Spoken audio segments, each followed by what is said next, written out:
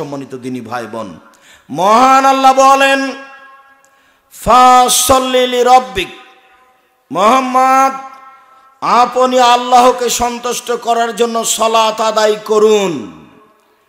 মহান আল্লাহ বলেন, ওয়াকিমুস সালাত লিযিকরি, মুহাম্মদ আপনি আমাকে ডাকার জন্য সালাত আদায় করুন। মহান আল্লাহ বলেন, হাফিজু আলাস সালাওয়াত ওয়াস সালাতুল উস্তা, পৃথিবীর মানুষ তোমরা 5 ওয়াক্ত সালাত আদায় করো, বিশেষভাবে আসরের সালাত। আমি নামাজ বলি না, সালাত বলি। নামাজ ফার্সিতে অনুবাদ করা আছে, আর নামের কোনোদিন পরিবর্তন হয় না। নামাজ বলতে হবে না, বলতে হবে সালাত। রোজা বলতে হবে না, বলতে হবে সিয়াম। দোজক বলতে হবে না, বলতে হবে জাহান্নাম। বেহেশত বলতে হবে না, বলতে হবে জান্নাত। শুনুন,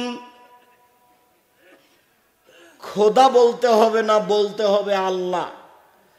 আল্লাহ শব্দ কোরআনেও আছে, হাদিসেও আছে। খোদা শব্দ কোরআনেও নেই, হাদিসেও নেই। জান্নাত শব্দ হাদিসেও আছে, কোরআনেও আছে। বেহেশত শব্দ কোরআনেও নেই, হাদিসেও নেই। জাহান্নাম শব্দ কোরআনেও আছে, হাদিসেও আছে। দোজক শব্দ কোরআনেও নেই, হাদিসেও নেই। সিয়াম শব্দ কোরআনেও আছে, হাদিসেও আছে। রোজা শব্দ কোরআনে নয়, হাদিসেও নেই। সালাত শব্দ কোরআনেও আছে, হাদিসেও আছে। নামাজ শব্দ কোরআনে নয়, হাদিসে নেই। এমনিতেই চলছে গায়ের জোরে, হুজুর চালাচ্ছেন, আর নামের পরিবর্তন হয় না। একে বলা হয় নাউন, নাম। কোরআন মাজিদ বাংলাতে কোরআন, উর্দুতে কোরআন, ইংরেজিতে কোরআন। নামের পরিবর্তন হয় না। তা নামের পরিবর্তন হলো কি করে? ওই যে বেদাতিরা, মুশরিকরা ইরানে পরিবর্তন করেছে। ওই ইরান থেকে ঘুরতে ঘুরতে পাক ভারতে এসেছে। তো যারা ইসলাম ধর্ম নিয়ে এসেছেন তারা তরিকাপন্থী, তারা চিশতি, যার কারণে নাম পরিবর্তন হয়ে আছে। আর এদেশে রাজত্ব চলেছে তরিকাপন্থীদের। যারা মোগল, তারা ফার্সি ভাষার লোক ছিল, 750 বছর তাদের ক্ষমতা চলেছে। তারা চলে গেলে এদেশে ক্ষমতা থেকেছে ইংরেজদের 190 বছর। তারা চলে গেলে এদেশে ক্ষমতা প্রয়োগ করেছে পাকিস্তান থেকে এসে শিয়া, মিস্টার জিন্নে শিয়া, মিস্টার লিয়াকত আলী শিয়া, নবাব সিরাজউদ্দৌলা শিয়া। যার কারণে এদেশে শিয়াদের প্রভাব আছে। সবার কাছে তো বিকৃত ধর্ম, আপনি ঠিক পাবেন কোথায়? লেখক বই লিখেছে, কি করলে কি হয়, কি করলে ছাই হয়, কিছুই হয় না। কোথায় কোথায় বইয়ের হাত লাগালে বউ বলে তালাক হয়ে যায়। এটা হলো বইয়ে লেখা আছে। কেমন যে ধর্ম হয়ে গেল দুনিয়াতে হুজুরের জন্য। আজকে যদি আপনি মিথ্যা বক্তব্য নোট করেন হুজুরের, তাহলে জাল হাদিস হবে কয়েক লক্ষ। আগে থেকে জাল হাদিস বানানো আছে প্রায় 3 লক্ষ। আপনি যে একটা হাদিস মুখস্থ করেছিলেন, উতলুবুল ইলম ওয়ালাউ কানা বিসিন, শিক্ষার যদি চীন যেতে হয় তবুও যাও, এটা রাসূলের কথা না, এটা মিথ্যা কথা। হুব্বুল ওয়াতান মিনাল ঈমান, দেশকে ভালোবাসতে ঈমানের অঙ্গ, এটা রাসূলের কথা না, এটা মিথ্যা কথা। আদম আলাইহিস সালাম ভারত থেকে হজ করতে গেছেন 60,000 বার, তাহলে 60,000 বছর বয়স। না হলে 60,000 বছর 60,000 বার হজ করবেন কি করে? এগুলো সব অহেতুক কথা। সম্মানিত দিনী ভাই বোন, আল্লাহ তাআলা সালাত আদায় করার জন্য আদেশ করেন। ওযু করে সালাত আদায় করতে হয়। পানি নেই, তায়াম্মুম করে সালাত আদায় করতে হবে। মাটি নেই, বিনা ওযুতে বিনা তায়াম্মুমে সালাত আদায় করতে হবে। কিবলার দিকে মুখ করে সালাত আদায় করতে হয়। কিবলা বোঝা যায় না, কিবলা ছাড়াই সালাত আদায় করতে হবে। দাঁড়িয়ে সালাত আদায় করতে হয়, দাঁড়িয়ে থাকা যায় না। বসে থেকে সালাত আদায় করতে হবে, বসে থাকা যায় না। শুয়ে থেকে সালাত আদায় করতে হবে। শত্রুরা তাড়া দিয়েছে, দৌড়িয়ে চলে যাচ্ছেন, এই দৌড়ানো অবস্থাতেই সালাত আদায় করতে হবে। গাড়িতে উঠে আছেন, শিকল ধরে আছেন, মানুষে ভিড়ে ঠেলে ঠেল মানে না, এই সময় সলাত আদায় করতে হবে। পরিষ্কার কাপড় পরে সলাত আদায় করতে হয়। পরিষ্কার কাপড় নেই, যেই কাপড়ে পেশাব পায়খানা লেগে আছে ওই কাপড় পরেই সলাত আদায় করতে হবে। পরিষ্কার অপরিষ্কার কোনো কাপড়ই নেই, কারণবশত আপনি উলঙ্গ হয়ে আছেন, এই উলঙ্গ অবস্থাতে নামাজ পড়তে হবে, পড়তেই হবে। তাই আমি বলেছি, আফগানিস্তানে, ইরাকে, মুসলিম দেশে মার্কিন সৈন্য ঢোকে, মুসলিম মহিলাদেরকে উলঙ্গ করে তাদের চোখের সামনে হাঁটতে বলে। এই সময়ে যদি সলাতের টাইম হয়ে যায় তাহলে উলঙ্গ অবস্থাতে এই মহিলাকে সলাত আদায় করতে হবে, করতেই হবে। পৃথিবীতে এমন কোনো পরিস্থিতি নেই যেই পরিস্থিতিতে সলাত আদায় করতে হবে না। মানুষের জীবনে সবচেয়ে গুরুত্বপূর্ণ কাজ হলো সলাত আদায় করা। মানুষের জীবনে এর চেয়ে কোনো গুরুত্বপূর্ণ কাজ পৃথিবীতে নেই। বিরল ভিন্ন ধরনের ইবাদত হলো সলাত। সলাত এমন একটা ইবাদত যার উপরে নির্ভর করে অন্যান্য ইবাদত। সলাত এমন একটা ইবাদত যার উপরে নির্ভর করে অন্যান্য ইবাদত। আব্দুর রাজ্জাক সাহেব বলেছেন যে ইবাদতের সবচেয়ে দামি ইবাদত সিয়াম। আব্দুর রাজ্জাক সাহেব বলেছেন সিয়াম রোজা থাকলে আল্লাহ খুব বেশি সন্তুষ্ট হন, সবচেয়ে দামি ইবাদত। এ কথা ঠিক, তবে যদি সলাত না থাকে তাহলে সিয়ামকে এভাবে কেটে দিবেন, এটা বাতিল। ইবাদতের জগতে সবচেয়ে শক্তিশালী পাওয়ারফুল ইবাদত হলো দান। দানের চেয়ে শক্তিশালী ক্ষমতাধর ইবাদত পৃথিবীতে নেই। আপনি যদি দান করেন তাহলে আল্লাহর রাগ মিটে যাবে, আল্লাহ আপনাকে জাহান্নামে দিবেন সিদ্ধান্ত নিয়ে আছেন। আপনি 500 টাকা দান করলেন, তখন আল্লাহ বলছেন আচ্ছা আচ্ছা ঠিক আছে, যাও যাও জান্নাতে যাও। নরম হয়ে গেছে দানের ক্ষমতা। আপনার মায়ের কবরে শাস্তি হচ্ছে, আপনি 5000 টাকা দান করলেন, কবরের শাস্তি বন্ধ। আমি বলিনি, এই কথা মুহাম্মদ সাল্লাল্লাহু আলাইহি সাল্লাম বলেছেন। রাসূল সাল্লাল্লাহু আলাইহি সাল্লাম বলেন, পানি যেমন আগুনকে নিভাতে পারে, দান তেমন পাপকে নিভাতে পারে। বিচারের মাঠে যারা দান করবে তারা দানের ছায়াতলে থাকবে। যতক্ষণ পর্যন্ত বিচার চলবে ততক্ষণ পর্যন্ত দানের ছায়াতলে থাকবে। আমি অনুবাদক, মুহাম্মদ সাল্লাল্লাহু আলাইহি সাল্লাম এভাবে বলেছেন। পৃথিবীতে সবচেয়ে শক্তিশালী ক্ষমতাধর ইবাদত হলো দান। এর পরেও যদি সলাত না থাকে তাহলে আল্লাহ দানের মতো ইবাদতকে কেটে দিবেন। এক ফোঁটা চোখের পানি আল্লাহর কাছে সবচেয়ে প্রিয়। এক ফোঁটা চোখের পানি আল্লাহর ভয় আল্লাহর কাছে যত প্রিয়, কোন ইবাদত আল্লাহর কাছে তত প্রিয় নয়। রাসূল সাল্লাল্লাহু আলাইহি সাল্লাম বলেন, লা ইয়ালিজার রাজুলুন নারা বাকা মিন খাশিয়াতিল্লাহ হাত্তা ইয়ালিজাল লাবানু ফি দারে। গাভীর বাঁট ওলান থেকে চাপ দিয়ে দুধ বের করে ভিতরে ঢোকানো যায় না যেমন, আল্লাহর ভয়ে কাঁদে যে সে জাহান্নামে যাবে না তেমন। গাভীর বাঁট ওলান থেকে দুধ বের করে ভিতরে ঢোকানো যায় না যেমন, আল্লাহর ভয়ে কাঁদে যে সে জাহান্নামে যাবে না তেমন। আল্লাহর ভয়ে এক ফোঁটা চোখের পানি আল্লাহর কাছে অনেক অনেক অনেক প্রিয়, বিনিময় জান্নাত। কিন্তু সলাত যদি না থাকে তাহলে ইবাদতকে আল্লাহ কেটে দিবেন, ইবাদত টিকবে না, কোনো ইবাদতই টিকবে না। সলাত এমন একটা ইবাদত যার উপর নির্ভর করে অন্যান্য ইবাদত। অতএব সলাত আদায় করতেই হবে যে কোনো মূল্যে। সম্মানিত দিনী ভাই বোন, যারা সলাত আদায় করে না তারা কেমন? যারা সলাত আদায় করে না তারা কাফের। রাসূল সাল্লাল্লাহু আলাইহি সাল্লাম বলেন, মান তারাকা সলাত মুতাআম্মিদান ফাকাদ কাফারা। কেউ যদি ইচ্ছাকৃত সলাত ছেড়ে দেয় তাহলে সে কাফের হয়ে গেল। রাসূল সাল্লাল্লাহু আলাইহি সাল্লাম বলেন, বাইনাল আবদ ওয়া বাইনাল কুফরি তারকুস সালাহ। মুসলমান এবং কাফেরের মধ্যে পার্থক্য হচ্ছে সালাত ছেড়ে দেওয়া। আসহাবে মুহাম্মাদিন সাল্লাল্লাহু আলাইহি সাল্লাম লা ইয়ারাউনা তারকু কুফরুন গায়রা সালাহ। নবীর সাহাবীগণ সালাত ছাড়া অন্য কোনো ইবাদত ছেড়ে দিলে কাফের মনে করতেন না। কেউ যদি সিয়াম রোজা না রাখতো তাহলে সাহাবীগণ বলতেন বড় পাপী, তবে কাফের বলতেন না।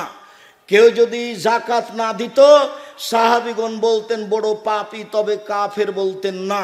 কেউ যদি সলাত আদায় না করত তাহলে সাহাবীগণ বলতেন এরা কাফের।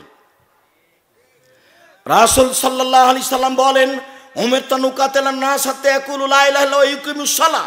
আমাকে আদেশ করা হয়েছে যে আমি লা ইলাহা ইল্লাল্লাহ বলতে বাধ্য করব এবং সলাত আদায় করতে বাধ্য করব, পিটিয়ে মারব না হয় মরব। আমাকে আদেশ করা হয়েছে পিটিয়ে আমি সালাত আদায় করাবো। এই হাদিসের ভিত্তিতে ইমাম আহমদ ইবনে হাম্বল বলেন, কেউ যদি সালাত আদায় না করে তাহলে তাকে হত্যা করতে হবে। এই হাদিসের ভিত্তিতে ইমাম আবু হানিফা রাহিমাহুল্লাহ বলেন, কেউ যদি সালাত আদায় না করে, অলসতা করে, তাকে জেলখানায় বন্দি করে পিটিয়ে সালাত আদায় করাতে হবে। এই হাদিসের ভিত্তিতে আরবি বিদ্বানগণ বলেন, স্বামী নামাজ পড়ে স্ত্রী পড়ে না, স্ত্রী পড়ে স্বামী পড়ে না, তাহলে বিবাহ কেটে গেছে। চেয়ারম্যান লাগে না, মেম্বার লাগে না, খাতা কলম লাগে না, বিবাহ এমনিতেই গেছে। তারা আরো বলেছেন, নামাজ পড়ে না এমন কোনো ব্যক্তি মারা গেলে তার কবর মুসলমানের কবরস্থানে হবে না, ওকে ফেলে দিতে হবে শ্মশান ঘাটে। এই কথা আরবি বিদ্বানগণ এখন বলছেন। তাহলে সালাত আদায় না করলে মানুষের অবস্থা কি হয় তা আমাদের কাছে স্পষ্ট। পরের সংক্ষিপ্ত কথা, সালাত আদায় করে কিন্তু রাসূলের পদ্ধতিতে করে না, তাহলে কি হবে? মহান আল্লাহ বলেন, ফাওয়াইলুল লিল মুসাল্লিন, যারা সালাতে অমনোযোগী, ঠিকঠাক করে সালাত আদায় করে না, ওরা ওয়াইল নামক জাহান্নামে যাবে। সালাত আদায় করার পরেও জাহান্নামে যাবে। রাসূল সাল্লাল্লাহু আলাইহি ওয়াসাল্লাম বলেন, আসওয়া সারিক মা ইয়াসরিকু মিন সালাতিহি, সবচেয়ে খারাপ চোর যেই সালাত চুরি করে। সাহাবীগণ বলেন, বুঝতে পারলাম না মানুষ সালাত কিভাবে চুরি করে। রাসূল সাল্লাল্লাহু আলাইহি ওয়াসাল্লাম বললেন, মানে ইতিমরকু হলো সুজুদাহা, যে ব্যক্তি রুকু সিজদা ঠিক মতো আদায় করে না সে হলো সালাত চোর। আব্দুল্লাহ ইবনে শাকিক রাদিয়াল্লাহু তাআলা আনহু বলেন, হুযায়ফা রাদিয়াল্লাহু তাআলা আনহু একটা লোককে দেখলেন রুকু সিজদা ঠিক মতো করলো না, রুকুতে গেছে উঠে গেছে, রুকুতে গেছে উঠে গেছে, সিজদাতে গেছে লাফ দিয়ে উঠে গেছে। এই আপনার ইমামের মতো খালি গেল আর আসলো, গেল আর আসলো, আপনার ইমাম যেমন করে। তো হুযায়ফা রাদিয়াল্লাহু তাআলা আনহু বললেন, মাশাআল্লাহ, এই লোকটা সালাত আদায় করেনি, এই লোকটার সালাত হয়নি।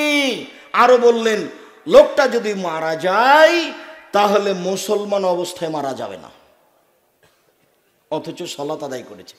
একটা লোক মসজিদে ঢুকে সালাত আদায় করে আল্লাহ রাসূলকে সালাম দিল, তখন আল্লাহ রাসূল বলেন, সাল্লে ফাইন্নাকালাম তুসাল্লে, তুমি সালাত আদায় করো, তুমি করনি। লোকটি আবার সালাত আদায় করে আল্লাহ রাসূলকে সালাম দিল। আল্লাহ রাসূল বললেন, সাল্লি ফাইন্নাকালাম তুসাল্লি, তুমি সালাত আদায় করো, তুমি সালাত আদায় করনি। লোকটি আবার সালাত আদায় করে আল্লাহ রাসূলকে সালাম দিল। তখন আল্লাহ রাসূল বললেন, সাল্লি ফাইন্নাকালাম তুসাল্লি, তুমি সালাত আদায় করো, তুমি সালাত আদায় করনি। তখন লোকটি বলছে, আল্লিমনি কাইফা উসাল্লি, কিভাবে সালাত আদায় করতে আপনি বলে দেন, এর চেয়ে আমি ভালো করে সালাত আদায় করতে পারবো না। ঘটনা হলো এই যে আল্লাহর নবী তাকে বললেন না, হ্যাঁ সালাত আদায় করেছো তবে খুব একটা ভালো হয়নি, এ কথা বলেননি। বললেন যে তুমি সালাত আদায় করনি, অথচ লোকটা কয়বার সালাত আদায় করেছে? তিনবার। আর আপনি বলছেন অত নিয়ম কানুন বাদ দেন তো, নিচে বাঁধুক হাত আর উপরে বাঁধুক হাত, দেখেন যে নামাজটা পড়ছে কিনা। সরাসরি বুখারী মুসলিমের হাদিসের বিরোধী এই কথা। ভুল হিসাব। সালাত একজনের নিয়মে পড়তে হবে যার নাম মুহাম্মদ সাল্লাল্লাহু আলাইহি সাল্লাম, তাছাড়া আপনার সালাত হবে না, এ কথাই চূড়ান্ত। সম্মানিত দ্বীনী ভাই বোন, সালাত 3 ভাগে বিভক্ত। ওযু হচ্ছে 1 ভাগ, রুকু হচ্ছে 1 ভাগ, সিজদা হচ্ছে 1 ভাগ। এই 3 ভাগের যে কোনো একটা ভালো না হলে 3 ভাগের 1 ভাগ নেকি কাটা যাবে। 2টা ভালো না হলে 3 ভাগের 2 ভাগ নেকি কাটা যাবে। 3টাই যদি ঠিক না হয় তাহলে সব নেকি কাটা যাবে, 1 নেকিও হবে না। রাসূল সাল্লাল্লাহু আলাইহি সাল্লাম বলেন, যে ব্যক্তি ঠিক মতো সালাত আদায় করে না ও বিচারের মাঠে ফেরাউনের সাথে থাকবে। পৃথিবীতে সবচেয়ে বদ খারাপ মানুষ হলো ফেরাউন। অনেকে আল্লাহ দাবি করেছে, তবে ফেরাউনের মতো কেউ দাবি করেনি। Charles Darwin, Hume, Hegel, Lenin, Karl Marx, Engels, আব্রাহা, আবুল আহাব, আবু জাহাল, দাকেনুস, ডিকেটিস, সক্রেটিস, নমরুদ, ফেরাউন, সাদ্দাদ, কারুন, অনেকেই আল্লাহ বলে দাবি করেছে, তবে ফেরাউনের মতো নোংরা দাবি কেউ করেনি। ফেরাউনই বলেছে, আনা রব্বুকুম আলা, আমি হচ্ছি তোমাদের সবচেয়ে বড় প্রতিপালক। ফেরাউনই বলেছে, লাইনিত্তাখাস্তা ইলাহান গায়রি লাজালান্নাকা মিনাল মাসজুনিন, মূসা আমাকে বাদ দিয়ে অন্য কাউকে আল্লাহ বললে আমি তোমাকে জেলখানায় বন্দি করে দিব। ফেরাউনই বলেছে, মালেম তোলাকুম মিন ইলাহিন গাইরি, মুসা আমি ব্যতীত তোমাদের আর কোনো আল্লাহ আছে এ কথা আমি জানি না। যখন ওই মিশর জাদুঘরে ঢুকলাম তখন আর একজন সাথে আছে মাহমুদ, ঘুরছি ঘুরছি, আমি বলছি মাহমুদ এগুলো দেখে হবে না, ফেরাউন কোথায় আছে সেখানে চলো। তো বোঝা গেল যে 100 পাউন্ড টিকিট করে ভিতরে ঢোকা হয়েছে, ফেরাউনকে দেখার জন্য আরও 150 পাউন্ড লাগবে। তো সেটাই করে ভিতরে গেলাম, দেখি 12টা লাশ, পারে 19-20 সবই এক একটু পার্থক্য, আমি তেমন 19-20 বুঝতে পারি না। সবাই খালি বলছে যে হাজাল ফেরাউন আল আসলি, এ হচ্ছে ফেরাউন আসলি, হাজা ফারা আল আসলি, এ হচ্ছে আসল ফেরাউন। এক একটু পার্থক্য বোঝা যায়। মাথার নিচটা মনে হচ্ছে চুল এখনো আছে, সাদা চুলের মতো মনে হচ্ছে, আর হাতগুলি কুষ্ঠ হওয়া, রোগ হওয়া, ধবল কুষ্ঠ হওয়ার মতো মনে হচ্ছে, বাকিগুলি কালো হয়ে আছে। 12টা লাশ আছে মমি করা, পার্থক্য তেমন বোঝা যায় না, সবই পড়ায় 19-20। এ হচ্ছে ফেরাউন, সবচেয়ে বদ মানুষ ফেরাউন। আমি সলাত আদায় করলাম ঠিক মতো করলাম না, তার জন্য ফেরাউনের সাথে থাকতে হবে, এর চেয়ে দুঃখজনক কি হতে পারে? সম্মানিত দিনী ভাই বোন, রাসূলের পদ্ধতিতে সলাত আদায় করতে হবে, এ কথাই ঠিক। আল্লাহ রাসূল বলেন সাল্লু কামা রাআইতুমুনি উসাল্লি, পৃথিবীর মানুষ আমি যেভাবে সলাত আদায় করছি সেভাবে সলাত আদায় করো একটু। আল্লাহ আকবার বলে সলাত আরম্ভ করবেন। আল্লাহ আকবার বলার পূর্বে পেশাব পায়খানার কাজ থাকলে সেরে আসেন। পেশাব পায়খানাতে বসার সময়তে বলবেন আল্লাহুম্মা ইন্নী আউযু বিকা মিনাল খুবুসিল খাবাইস। উঠার সময়তে বলবেন গোফরানাকা একবার। পানি খরচ করবেন পবিত্রতা অর্জনের জন্য, আগে ঢেল টিস্যু পেপার পরে পানি, এ কথা মিথ্যে। মাগুরা, রাজবাড়ি, মাগুরা, শরীয়তপুর, মাদারীপুর, গোপালগঞ্জ, ফরিদপুর টয়লেটে ঢুকলে দেখি 1 গামলা টিস্যু। আগে ঢেল টিস্যু পেপার, তারপরে পানি। আমি আব্দুর রাজ্জাক বিন ইউসুফ সাধারণ খাদেম, আমি আমার জীবদ্দশায় কোনোদিন প্রমাণ করতে পারিনি। আপনি যদি প্রমাণ করতে পারেন তাহলে দেখেন, যেটা দিয়ে প্রমাণ করবেন সেটা মানুষের বানানো হাদিস। পানি দিয়ে পবিত্রতা অর্জন করতে হবে। পায়খানা হাতে লেগে গেছে, তাই তো নবী মাটিতে মাজতে বললেন, আপনি সাবান দিয়ে মাজবেন। যদি এমনি ধুয়ে নেন ভালো করে, যদি কিছু দেখা না যায় তবু বুঝতে হবে জীবাণু আছে। মাটি দিয়ে বা সাবান দিয়ে মেজে নিতে হবে, তাহলে হাতটা পবিত্র হবে। পানি নেই তখন ঢেল দিয়ে শুভবার, এটাই ঠিক। আবার ঢেল নিয়ে 40 কদম হাঁটতে হবে, এটা নোংরামি। খক খক করে কাশতে হবে, এটা বেহায়াই। পায়ের উপরে পা উঠাতে হবে, এটা নোংরামি। আচ্ছা আপনি না হয় করলেন, আপনার বউ? ধর্ম কি পাগল হয়ে গেছে? আপনি আমার কথায় কষ্ট নিয়েন না, শরীর তো এরকম নয়। যে আপনাকে বলেছে সে আপনাকে বিপদে ফেলেছে। পেশাব পায়খানা শেষ হয়ে গেছে, পানি খরচ করে পবিত্রতা অর্জন করে নেন, হাত মাজে নেন। আপনার এরপরে যদি পেশাব চলে আসে কোনো সমস্যা নেই। অজু যখন করবেন, অজু শেষে একটু হাতে পানি নিয়ে লজ্জাস্থান সামনাসামনি কাপড়ের উপরে ছিটিয়ে দিবেন। সম্মানিত দিনী ভাই বোন, এইদিকে দেখেন, এই চলে, অজু শেষে তুমি হাতে পানি নিয়ে লজ্জাস্থান সামনাসামনি ছিটিয়ে দিবা, বাস পবিত্র হয়ে গেছে। আর তুমি যে মনে করছো 40 কদম, 3 ঘন্টা পরে তুমি যদি ঢেল টিস্যু পেপার ফেলো তবু মনে হবে যে পেশাব আসলো। তুমি বেকায়দায় পড়েছো, ধর্মকে তুমি বিপাকে ফেলেছো। ধর্ম বিপাকে পড়েনি, তুমি বিপদে পড়েছো। তুমি আর কোনোদিন পবিত্র হতে পারবা না। সহজ পথ অবলম্বন করো, পানি দিয়ে পবিত্রতা অর্জন করো, বাস কাহিনী শেষ। যদি পেশাব মনে হয়, পানি অজু শেষে পানি ছিটিয়ে দেবো, পবিত্র হয়ে যাব। এই কথা মুহাম্মদ সাল্লাল্লাহু আলাইহি সাল্লাম বলেন। কত সহজ পথ। আল্লাহু আকবার বলে সলাত আরম্ভ করবেন, এভাবে করবেন না। যারা আপনারা দিনী বোন দেখতে পাচ্ছেন না তারা কণ্ঠের দিকে খেয়াল করবেন। যারা আপনারা দাঁড়িয়ে আছেন দেখতে পাচ্ছেন না, আমি তো এখন আপনাদেরকে বলতে পারি না, জায়গার ব্যবস্থা তারা করতে পারবে না। অতএব আমার কণ্ঠের দিকে লক্ষ্য করেন। আল্লাহ আকবার বলার সময়তে থুতনির কাছে নিয়ে আসবেন না, আল্লাহ আকবার এরকম করবেন না, আল্লাহ আকবার এরকম করবেন না।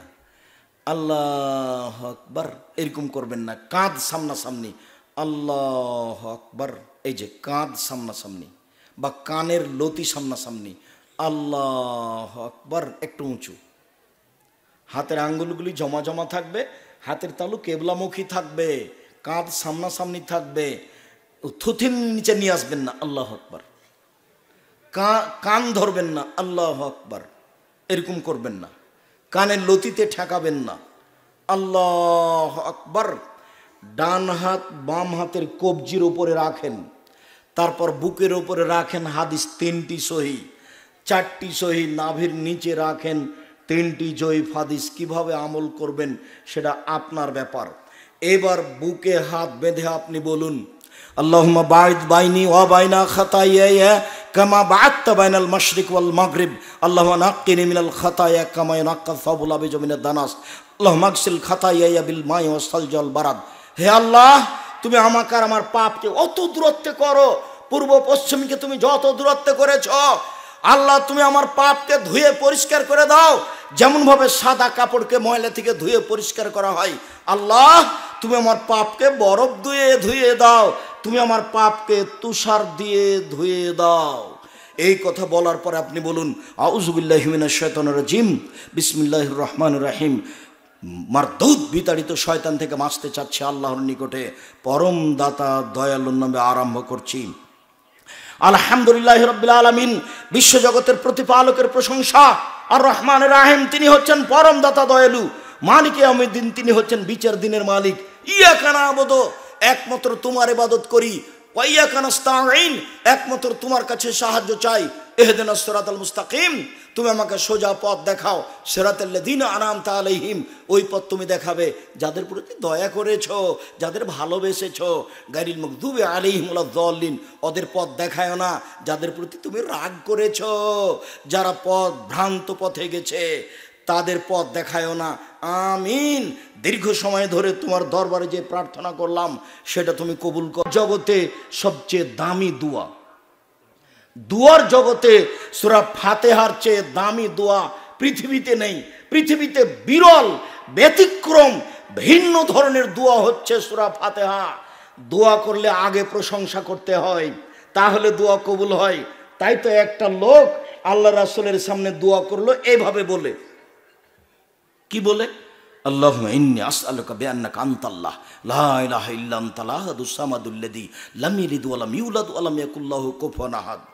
আমি তোমার কাছে সাহায্য চাচ্ছি এই জন্য যে তুমি আল্লাহ, তুমি ছাড়া কোনো মাবুদ নেই, তুমি একক, তুমি নিরপেক্ষ মুখাপেক্ষিহীন। লাম ইয়ালিদ, তুমি কাউকে জন্ম দেওনি। ওয়া লাম ইউলাদ, তুমি কারো থেকে জন্ম নেওনি। ওয়া লাম ইয়াকুল লাহু কুফুয়ান আহাদ, তোমার সমকক্ষ কেউ নেই।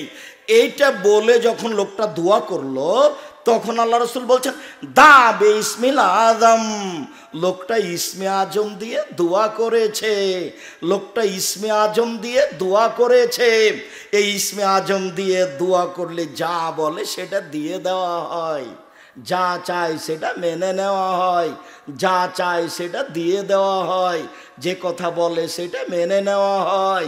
ইসমে আজম দিয়ে দোয়া করলে যা চায় তা দিয়ে দেওয়া হয়, যেটা বলা হয় সেটা মেনে নেওয়া হয়। কেন? এখানে আল্লাহর প্রশংসা আছে। প্রশংসা হলে খুব খুশি, আলহামদুলিল্লাহ, খুব খুশি।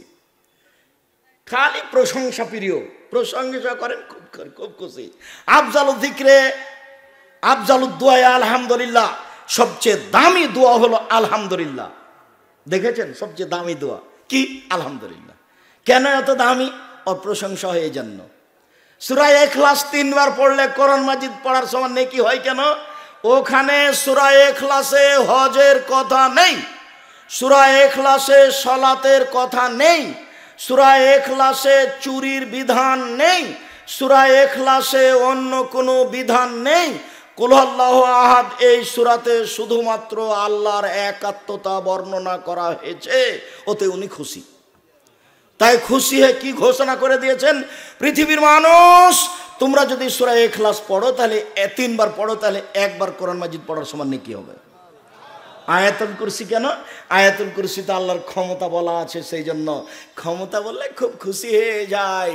তাই তো আমি শুরু করলাম, সমস্ত প্রশংসা তোমার, আর রহমান রাহিম, পরম দাতা দয়ালু তুমি, মালিক ইয়াউমিদ্দিন, বিচার দিনের মালিক তুমি। এখনো নিজের জন্য কিছু বলিনি। ইয়াকা নাবুদু, একমাত্র তোমারই ইবাদত করি। ওয়া ইয়াকা নাস্তাইন, একমাত্র তোমার নিকটে সাহায্য চাই। তুমি আমার একটা কথা শোনো, তুমি আমার একটা কথা শোনো, তুমি আমার একটা কথা শোনো। ইহদিনাস সিরাতাল মুস্তাকিম, তুমি আমাকে সোজা পথ দেখাও, সরল পথ দেখাও। ওরা বলে এই পথে আসো, ওরা বলে এই পথে আসো, ওরা বলে দেওয়ানবাগি করো, ওরা বলে ফুরফুরা শরীফ, ওরা বলে আরো কিছু, ওরা বলে আটরসি, ওরা বলে মাঝ ভান্ডারে। আমি কোন পথে যাই? তুমি আমাকে সোজা পথ দেখাও। তুমি আমার একটা কথা শোনো, সমস্ত প্রশংসা তোমার, পরমদাতা দয়ালু তুমি, বিচার দিনের মালিক তুমি। একমাত্র তোমারই ইবাদত করি, একমাত্র তোমার কাছে সাহায্য চাই। তুমি আমার একটা কথা শোনো, তুমি আমার একটা কথা শোনো, তুমি আমার একটা কথা শোনো। ইহদিনাস সিরাতাল মুস্তাকিম, তুমি আমাকে সোজা পথ দেখাও। গায়রিল মাগদুবি আলাইহিম ওয়ালাদ-দাল্লিন, ওদের পথ দেখায় না যাদের খারাপ বেসেছ, ওদের পথ দেখায় না যারা ভ্রান্ত হয়েছে। আমিন। দীর্ঘ সময় ধরে তোমার দরবারে যে কথাটা বললাম, তুমি কথাটা মেনে নাও। এই জন্য একাই থাকলেও সূরা ফাতিহা পড়তে হবে, জামাতে থাকলেও সূরা ফাতিহা পড়তে হবে, জোরে কেরাত হলেও সূরা ফাতিহা পড়তে হবে, আস্তে কেরাত হলেও সূরা ফাতিহা পড়তে হবে। আপনাকে আমি আদেশ করিনি, বললাম মাত্র। পালন করবেন না করবেন সেটা আপনার ব্যাপার। পরকাল ঠেকে যে এটা আমি চাইনি। আমার জীবনে কোনো দিন আমি কোনো মাযহাবকে নিয়ে আলোচনা করিনি। যখন আমাকে জিজ্ঞাসা করা হয়েছে যে মাযহাব মানা কেমন, তখন আমি বলেছি বিচারের মাঠে যদি ইমাম আবু হানিফা রাহিমাহুল্লাহকে আল্লাহ বলেন যে আবু হানিফা তুমি কি কাউকে তোমাকে মানতে বলেছিলে, তখন যদি ইমাম আবু হানিফা রাহিমাহুল্লাহ বলেন না না না না না আমি কাউকে মানতে বলিনি, আমি কাউকে মানতে বলিনি, তাহলে আপনার কি হবে? আমি উত্তর এইটা দিয়েছি, আপনি আপনারটা করেন, আপনাকে আমি নিষেধ করিনি। মাগুরা বাড়ি আপনি তো করবেন, এটাই স্বাভাবিক। আপনাকে আমি উপেক্ষাও করিনি, আপনাকে আমি অপমানও করিনি, আপনারটা আমি নিন্দাও করিনি। আমি বললাম যে দুয়ার জগতে সবচেয়ে দামি দোয়া কি? সূরা ফাতিহা। বিরল দোয়া হলো সূরা ফাতিহা। বিসমিল্লাহির রহমানির রহিম। পরমদাতা দয়ালুর নামে আরম্ভ করছি। কুল আল্লাহু আহাদ, হে নবী আপনি বলুন আল্লাহ একক, আল্লাহু সামাদ, তিনি নিরপেক্ষ মুখাপেক্ষীহীন। লাম ইয়ালিদ, তিনি কাউকে জন্ম দেননি। ওয়ালাম ইউলাদ, তিনি কারো থেকে জন্ম নেননি। ওয়ালাম ইয়াকুল্লাহু কুফুয়ান আহাদ, তার সমকক্ষ কেউ নেই। আল্লাহু আকবার বলে হাতটা খুলে দিবেন, ওই পর্যন্ত উঠাবেন। বুখারী, মুসলিম, আবু দাউদ, নাসাই, তিরমিজি, ইবনে মাজাহ, বাইহাকি, দারিমি, দাইলামি, দারিকুতনি, ইবনে হিব্বান, সুবিন আওয়ানা, মুসনাদে হাকিম, মুসনাদে বাজ্জার, মুসনাদে আহমদ, যত হাদিস গ্রন্থ আছে প্রায় 400 জন সাহাবী থেকে এই হাদিস আছে। আপনি উঠাবেন না উঠাবেন তার আপনার ব্যাপার। এইভাবে উঠিয়ে আল্লাহু আকবার বলে হাতটা উঠিয়ে ছেড়ে দিয়ে রুকুতে যাবেন। আমার দিকে চেয়ে থাকেন। রুকুতে যাবেন তখন পিঠটা একবার লম্বা হয়ে থাকবে, লম্বা হয়ে থাকবে, মাথা উঁচুও হবে না নিচুও হবে না, পিঠের হাতটা সোজা হয়ে থাকবে, মধ্যেখানে এরকম বাঁকা হবে না, আর আঙ্গুলগুলো খুলে খুলে হাঁটুকে চেপে ধরে থাকবেন। এইরকম মাথা করবেন না উপর দিকে, মাথা একটু নিচু করবেন না, পিঠের ওপরে গিলাস রাখলে যেন গিলাস থেকে যায়, এভাবে সোজা করে রাখবেন পিঠটাকে। আর কোমর থেকে সামনের জন্য হাতের উপরে থাকবে। আপনি বলবেন সুবহান রাব্বিয়াল আযীম, সুবহান রাব্বিয়াল আযীম, যতবার ইচ্ছে আপনি বলুন। সুবহান কুদ্দুসুন রব্বুল মালাইকাতুর রূহ, তুমি পাক, তুমি পবিত্র, তুমি ফেরেশতার প্রতিপালক, তুমি জিবরাইলের প্রতিপালক। আপনি বলতে পারেন সুবহানাকা আল্লাহুম্মা রাব্বানা ওয়া বিহামদিকা আল্লাহুম্মা গফিরলি, হে আল্লাহ তোমার প্রশংসা সহকারে তোমার পবিত্রতা বর্ণনা করছি, তুমি আমাকে ক্ষমা করো। আপনি বলতে পারেন সুবহানাজিল জাবরুতি ওয়াল মালাকুতি ওয়াল কিবরি ওয়াল আজমাত। যতবার ইচ্ছা আপনি বলতে থাকেন, যতবার ইচ্ছে। আপনি যখন ইমাম আছেন তখন বেশিক্ষণ থাকবেন না, আর যখন আপনি একাই পড়ছেন তখন সূরা বাকারা পড়ার সমান থাকেন, আপনার ব্যাপার। এবার আপনি বলতে বলতে এবার উঠে আসেন সামি আল্লাহু লিমান হামিদা, একবারে সোজা হয়ে দাঁড়িয়ে থাকবেন। সোজা হয়ে হাতে পর্যন্ত উঠিয়ে ছেড়ে দিবেন, দিয়ে বলতে থাকবেন রব্বানা লাকাল হামদ হামদান কাসিরান তাইয়িবান মুবারাকান ফি। আমার প্রতিপালকের প্রশংসা, খুব তার প্রশংসা, মঙ্গলময় তার প্রশংসা, মিলা সামাওয়াতে আকাশ পরিমাণ প্রশংসা, মিলা লার্জ জমিন পরিমাণ প্রশংসা, মিলামা বাইনাহুমা আকাশ জমিনের মধ্যে যে ফাঁকা আছে সেই পরিমাণ প্রশংসা, মিলামা শেতামিন শাইন বাদ। এরপরে তুমি যত চাও তত তোমার প্রশংসা, তুমি যে কত চাও তা তো জানি না, যত চাও তত। দাঁড়িয়ে দাঁড়িয়ে বলার পরে এবার আপনি সিজদায় চলেন, এক খেয়ালে একবারে পাথরের মতো সোজা হয়ে দাঁড়িয়ে থাকবেন। চট করে আপনি সিজদায় যাবেন না, গেলে সালাত হবে না। এবার সিজদায় চলেন। উমির তানাজ্জুদ আলা সাবাতে আজম, আমাকে 7 হাড়ের উপরে সিজদা করতে আদেশ করা হয়েছে। নাক কপাল 1, 2 হাত 3, 2 হাঁটু 5, 2 পায়ের বৃদ্ধাঙ্গুল 7, এই 7 হাড়ের উপরে সিজদা করতে বলা হয়েছে। এতদিন যেভাবে কপাল রাখছিলেন, আজ থেকে তার চেয়ে অন্তত 10 আঙ্গুল আগিয়ে রাখবেন, যাতে করে পিঠের হাড়টা কি হয়, একবারে সোজা হয়ে থাকে। আর পা দুটি জমা করে রাখবেন। ওই যে হুজুর বলেছে ডান পায়ের বৃদ্ধাঙ্গুল নড়ানো যাবে না, নড়ানো যাবে, কথাই ঠিক। আয়েশা রাদিয়াল্লাহু তাআলা আনহা বলেন, ফাকাতু রাসূলুল্লাহ সাল্লাল্লাহু আলাইহি ওয়াসাল্লাম, একদা আমি রাতে দেখি বিছানা আল্লাহ রাসূল নেই, কোথায় কোথায় কোথায় কোথায় নেই। ফালতামাসতাহু, খুঁজে দেখলাম। ফাওয়াকাত ইয়াদি আলা বাতনে কাদামাইহে, আমার হাতটা গিয়ে রাসূলের 2 পায়ের পেটের ওপরে পড়েছে। দেখি পা দুটি খাড়ো হয়ে আছে, আমার হাতটা রাসূলের 2 পায়ের পেটের ওপরে পড়েছে। পায়ের পেট হলো এইটা, হাঁটার সময় যেটা মাটিতে লাগে না, বুঝা গেল না মনে হয়? আমার হাতটা, একটা হাত রাসূলের 2 পায়ের পেটের উপরে পড়েছে। এবার বলেন তো, পা দুজানি এরকম ফাঁকা হয়ে থাকে, তাহলে একখানা হাত কি 2 পায়ের পেটের উপরে যাবে?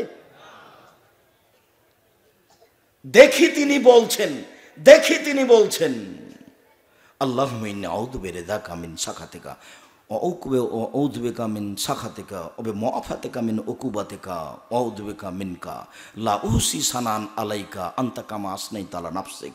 এই দোয়া পড়ছেন, আপনি এই দোয়া পড়তে পারেন।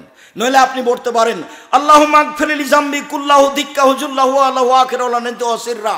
হে আল্লাহ, তুমি আমার আগের পাপ, পরের পাপ, ছোট পাপ, বড় পাপ, প্রকাশ্য পাপ, অপ্রকাশ্য পাপ, জীবনে যত পাপ করেছি তুমি সব ক্ষমা করে দাও। যতবার ইচ্ছা বলবেন। নইলে আপনি বলতে পারেন সুবহুন কুদ্দুসুন রব্বুল মালাইকাতুর রূহ। নইলে আপনি বলতে পারেন সুবহানাকা আল্লাহুম্মা রাব্বানা ওয়া বিহামদিকা আল্লাহুম্মা আগফিরলি।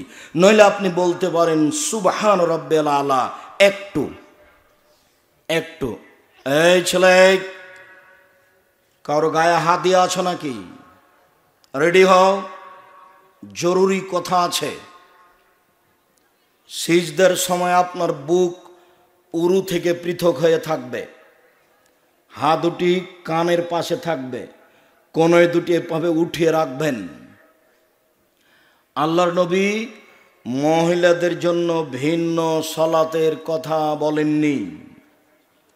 মাগুরা, রাজবাড়ি, ফরিদপুর, শরীয়তপুর, মাদারীপুর, গোপালগঞ্জ, আমার অনুমান 95% জন মহিলা সিজদা করার সময়তে হাতি যেমন মাটির উপরে পড়ে যায়, তেমনি একবারে পড়ে গিয়ে এইভাবে আঁটো সাঁটো হয়ে সিজদা করে।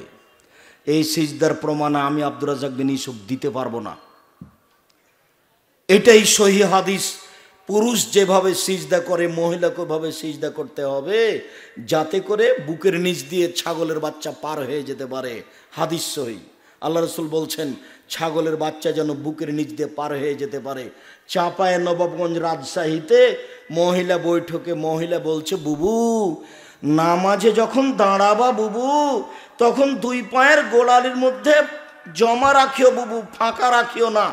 নামাজে যখন দাঁড়াবা বুবু, তখন 2 পায়ের গোড়ালি জমা করিও, ফাঁকা করিও না। যদি দুই পায়ের গোড়ালি ফাঁকা রাখো বুবু, তাহলে লজ্জা স্থানের যোগাযোগ বুবু মাটির সাথে হবে, মাটি অভিশাপ করবে। বুবুর সব কথাই নাকি বুখারীতে আছে। বুবু যখন সিজদায় যাবা বুবু, হাতি যেমন মাটিতে পড়ে যায় তেমন একবার মাটিতে পড়ে গিয়ে আঁটো সাঁটো হয়ে সিজদা করিও বুবু। বুককে উরু থেকে পৃথক করিও না। বুককে যদি উরু থেকে পৃথক করো বুবু, তাহলে স্তন ঝুলন্ত থাকবে বুবু, পর্দার ব্যাঘাত ঘটবে। বুবুর সব কথাই নাকি বুখারীতে আছে। ব্লাউজ পরে আছে, শাড়ি গায়ে দিয়ে আছে, ঘরে পড়ছে, চাদর গায়ে আছে, কোথায় পর্দার ব্যাঘাত ঘটলো বলেন তো? এইভাবে মহিলা বৈঠকের বক্তব্য আপনাকে শোনালাম। এইভাবে জানি না আপনার কি হবে, আপনার স্ত্রীর কি হবে, আপনার বৌমার কি হবে। আপনার এবং আপনার স্ত্রীর সলাতের মধ্যে কোনো পার্থক্য আমি আব্দুর রাজ্জাক বিন ইউসুফ 30 বছরের তদন্ত আমি কোনোদিন বের করতে পারিনি। যে দু একটা হাদিস আছে যে বুক সে উরুর সাথে লাগিয়ে এইভাবে সিধে করতে হবে, ওগুলো সব জাল, মানুষের বানানো।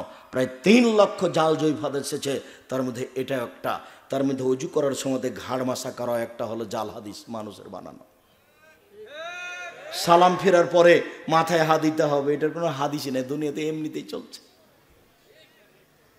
যেমন মিনহা খালাকনাকুম ওয়া ফিহা নুঈদুকুম ওয়া মিনহা নুখরিজুকুম তারাতান উখরা, এটা জাল হাদিসও নয়, এমনিতেই চলছে। যেমন আস্তাগফিরুল্লাহ রাব্বি মিন কুল্লি জাম্মি ওয়া তুবু ইলাইহি, এটা কোনো হাদিসই নয়, এমনিতেই চলছে। ধর্মতে চালু হয়ে গেছে, চলছে। শুনুন সম্মানিত দ্বীনি ভাই বোন, আপনি সিজদা থেকে উঠে বলেন আল্লাহুম্মা গফিরলি ওয়ারহামনি ওয়াহদিনি ওয়াআফিনি ওয়ারযুকনি। এরপরে আপনি আবার সিজদা দেন। সিজদা থেকে উঠে আপনি আত্তাহিয়াতুর বৈঠকে বসেন, বা আরেক রাত এভাবে পড়ে যদি আত্তাহিয়াতুর বৈঠক হয় তাহলে বাম পায়ের পাতার উপরে বসবেন আর ডান পা খাড়ো করে রাখবেন। আর যদি সালামের বৈঠক হয় একটু, তাহলে সালামের বৈঠক হলে এই বাম পাকে ডান দিক দিয়ে বের করে দিবেন আর নিতম্ব পিছনকে মাটির উপরে রাখবেন।